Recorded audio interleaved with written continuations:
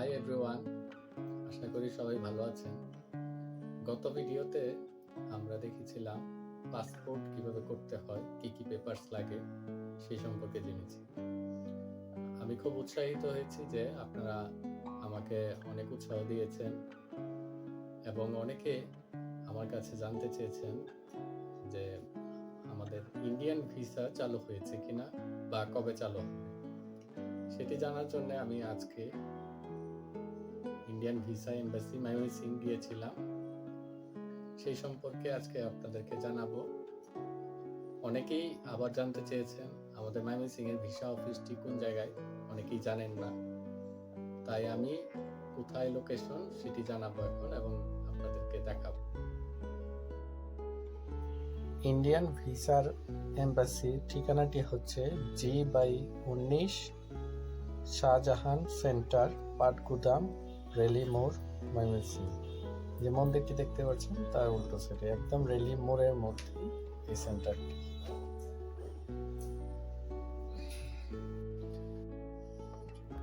অনেকেই আমার কাছে গত ভিডিওতে জানতে চেয়েছেন আমি পাসপোর্টে কাজ করি কিনা।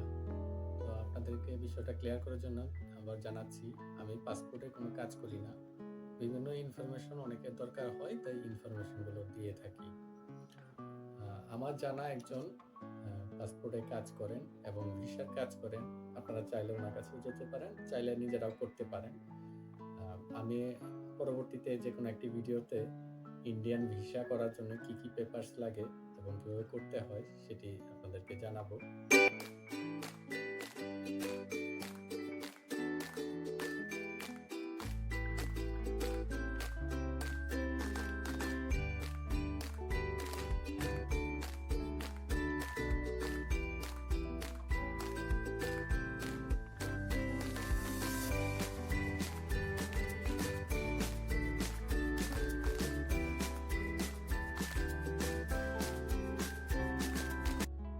বলছিলাম ওনার নাম হচ্ছে ভজন দাস।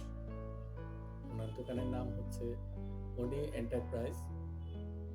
উনি ইন্ডিয়ান ভিসা অফিসের এখানে ওনার দোকান। আপনারা চাইলে ওনার এখানে যেতে পারেন। আমার ভিডিওর প্রথম কমেন্ট বক্সে আমি ওনার দোকানের কার্ডের একটি ছবি তুলে আপনাদেরকে দিয়ে দিব আপনাদের সুবিধার্থে।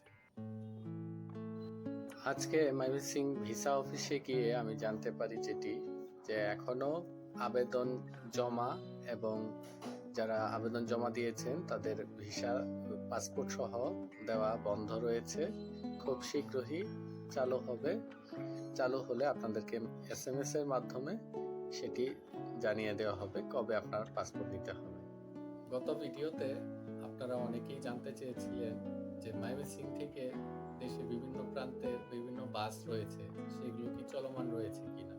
তাই আমি আপনাদের জন্য জানার জন্য আজকে ময়মনসিং এর বিভিন্ন বাস কাউন্টারে যাই, যেমন সাগরিকা, ইউনাইটেড, শামীম এন্টারপ্রাইজ ইত্যাদি বাস কাউন্টারে যাই। সেখানে গিয়ে জিজ্ঞাসাবাদ করে আমি জানতে পারি মোটামুটি সবগুলো রোডেই বাস এখন স্বাভাবিক চলমান রয়েছে, কোনো সমস্যা নেই। আপনারা চাইলে টিকিট করে যে কোনো জায়গায় যেতে পারবেন।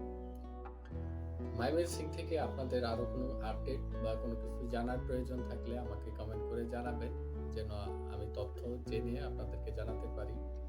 এখন পর্যন্ত যে তথ্যগুলো যারা আমাকে কমেন্ট করে জিজ্ঞাসাবাদ করেছেন, আমি চেষ্টা করেছি সেই খোঁজ খবর নিয়ে আপনাদেরকে জানানোর, সঠিক তথ্যটা দেওয়ার।